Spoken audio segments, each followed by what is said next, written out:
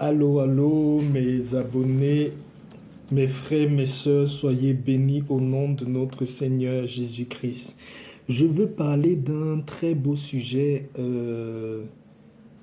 cet après-midi. Je tenais vraiment à parler de ça. C'est un sujet sur lequel nous devons aussi tenir attention. La dernière fois, je disais dans l'une de mes vidéos que j'allais aborder le sujet de notre avancement dans la vie. Et on avait parlé la dernière fois de ce qu'il faut absolument enlever dans sa maison pour chasser la négativité et chasser tout ce qui est des problèmes, des difficultés, des blocages dans nos vies. Aujourd'hui, je veux parler de 4 sujets qui sont un frein, un gros frein à votre prospérité dans votre maison. Il y a certains trucs que vous faites qui freinent vraiment la prospérité dans votre vie et c'est toujours dans votre maison parce que vous devez savoir que l'énergie qui permet de pouvoir avancer, de pouvoir évoluer, de pouvoir réaliser des grandes choses. Notre énergie vitale vient de notre maison parce que c'est dans notre maison qu'on se repose, c'est dans notre maison qu'on dort, c'est dans notre maison que repose notre esprit, repose notre corps, notre âme. Donc, je vais vous donner dans cette vidéo, mes frères, mes sœurs, mes chers abonnés, mes frères, mes grands frères, mes mères, je viens vous donner 4 habitudes que vous devez absolument tout faire pour changer, pour faciliter la circulation de l'énergie de prospérité, de l'énergie positive dans votre maison. Si vous faites ces 4 erreurs-là, vous devez savoir que ça freine beaucoup de choses au niveau de votre avancement. Ça freine beaucoup de choses au niveau de tout ce que vous pouvez entreprendre. C'est des choses tellement simples et qu'on néglige alors que c'est très important. Le premier truc sur lequel je veux vous parler, que vous devez éviter obligatoirement ou vous devez corriger, c'est que quand vous dormez chez vous la nuit, avant d'aller vous coucher, si vous avez fini de manger, s'il vous plaît, quand vous avez fini de manger, lavez toute votre vaisselle propre avant de dormir. Parfois, on a le réflexe de se dire qu'on va déposer tous les assiettes, tout ce qui est sale, et le lendemain, on va se réveiller, on va les laver. Ça, c'est très mauvais. Quand vous dormez avec la vaisselle qui est sale, qui n'est pas nettoyée, vous devez savoir que ça bloque beaucoup de choses. C'est-à-dire, ça met une très grande lourdeur à l'intérieur de votre maison. Comme moi je disais dans l'une de mes vidéos il y a quelques semaines, l'énergie vitale, l'énergie qui circule, qui te permet d'avancer dans la vie, c'est l'énergie qui est autour de ta maison et surtout dans la nuit. Parce que dans la nuit, tu es au repos, c'est où il y a beaucoup de choses qui se passent. Ne laissez plus la vaisselle dans votre maison sale avant d'aller dormir. Si vous avez fini de manger, qu'il y a reste de nourriture, mettez cette nourriture-là dans quelque chose, mettez ça dans le frigo ou mettez quelque part.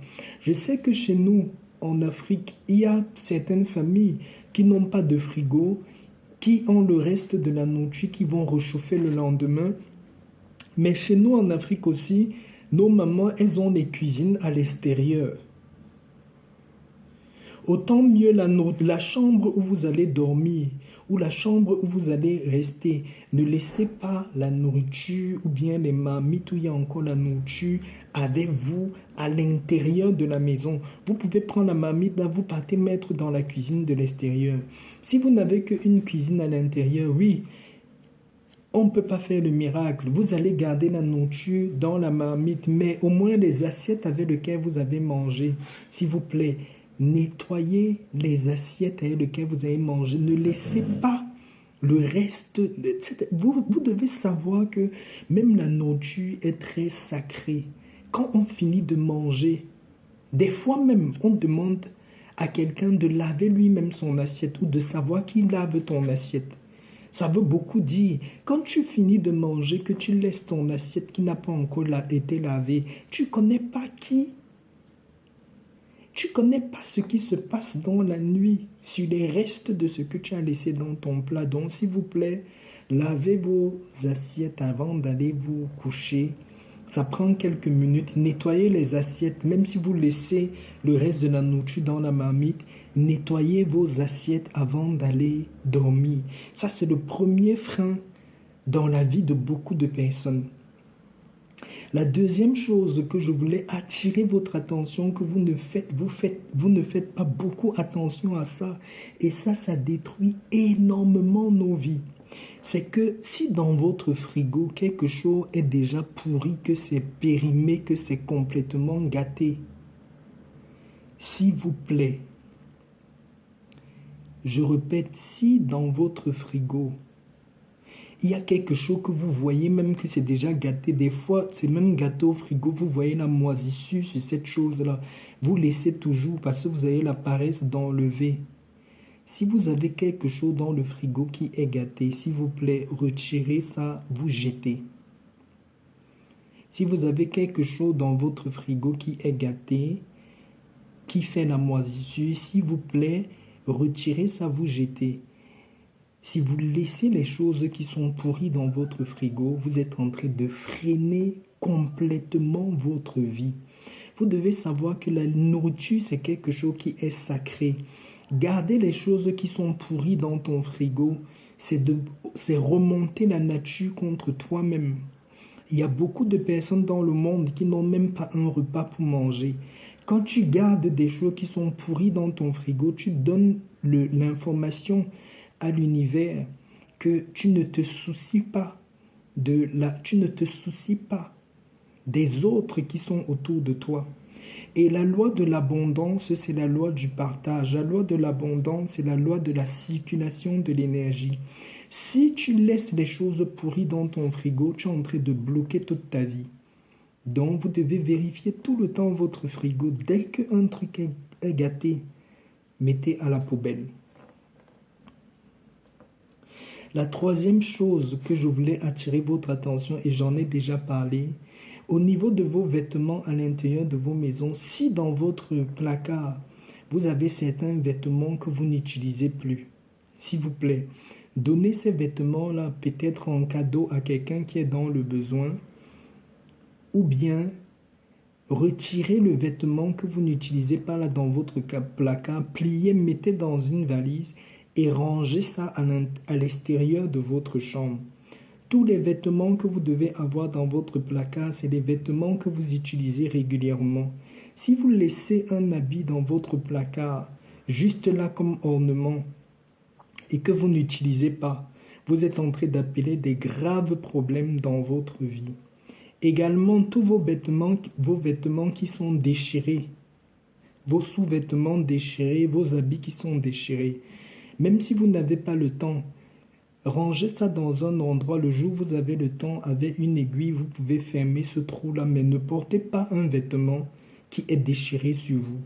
Ça va freiner votre vie. Ça donne l'information à l'univers que vous êtes dans le vide et vous n'allez pas recevoir l'abondance dans votre vie. Le dernier truc que je voulais souligner, qui est très important aussi, quand vous revenez chez vous avec vos chaussures, la chaussure que tu as portée dehors avec la saleté, avec toute la saleté de l'extérieur, ne ramène pas cette chaussure-là dans la chambre où tu dors. Je sais qu'il y a beaucoup parmi nous, moi-même. Je vis dans une toute petite maison. Il y en a qui n'ont qu'une pièce dans laquelle ils vivent. Ils vont pas aller ranger leurs chaussures à l'extérieur. Dans ce cas-là, quand vous rentrez, les chaussures est lequel il y a le sable et tout ça. Vous prenez votre chaussure. Si vous aviez acheté les chaussures là avec un carton de chaussures, prenez la chaussure là, mettez dans le carton et rangez dans un placard. Ou ayez un placard dans la maison où vous allez venir, vous posez la chaussure vous posez la chaussure au sol dans le placard là, pas sur le sol de l'espace du studio ou de la chambre ou de l'appartement que tu as avec le sable de l'extérieur. Non. Et avoir aussi un Un tapis d'entrée de la maison, c'est très important parce que il est bien qu'en entrant chez vous, vous tapez bien vos pieds sur le tapis d'entrée de la maison pour retirer le maximum de sable qui était dehors avant d'entrer à la maison. Ensuite, vous pouvez à la fin de votre semaine nettoyer votre tapis d'entrée de chez vous. C'est des simples petits trucs que je voulais partager avec vous cet après-midi pour vous dire, il y a des trucs simples qu'il faut respecter et après les choses sont faciles pour vous dans votre vie. J'espère que cette vidéo va apporter un plus dans votre vie et qu'elle sera bénéfique pour vous. Soyez bénis, mes frères, mes soeurs, mes aînés. Que l'Éternel puisse encore nous inspirer à faire plus de vidéos, à partager beaucoup plus de choses pour notre bien-être. Shalom, shalom.